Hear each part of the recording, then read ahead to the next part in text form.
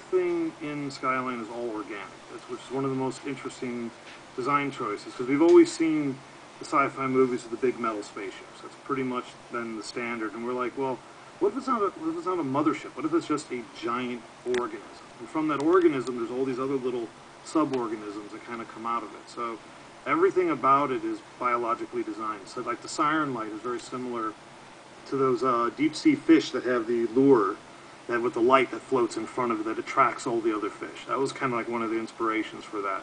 And that, you know, and then from there you have like the tankers, which are sort of these like kind of King Kong-sized creatures with tentacles that are basically the cleanup crew. That they're the heavy lifters that kind of drop down and quell any sort of fighting resistance.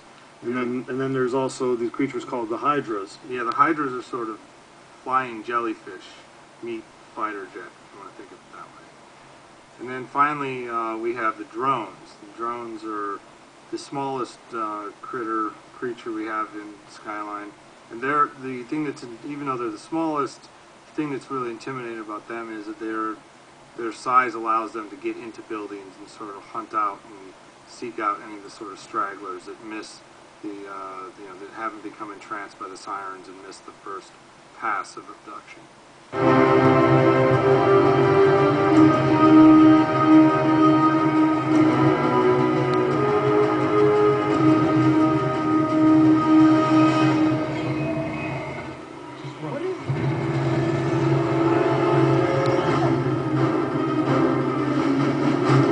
Having worked on AVPR, where you're kind of in someone else's sandbox, and it's like the 8th movie in a franchise, and there's a lot of expectations and rules to live up to, it's just kind of freeing and fun to be able to be like, well, what if this guy has tentacles that come out of his arms? Yeah. Wouldn't that be awesome? And you're like, yes, it would, and you don't have to, you know, go back and kind of have it line up with any history or canon. It was really freeing and fun to create your own monsters, create your own mythology, create your own biology and MO of how they take us out.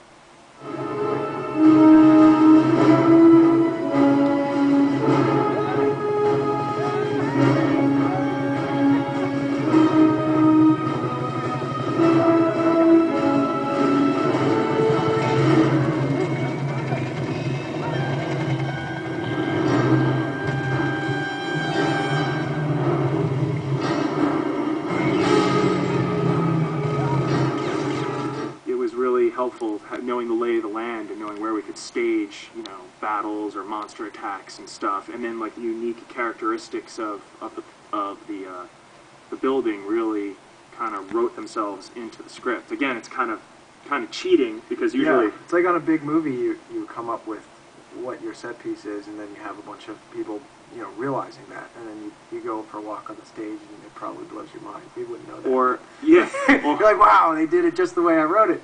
But this, it's part of the whole low-budget thing. You see it and you go, okay, I'm going to make the best sequence I can around this environment.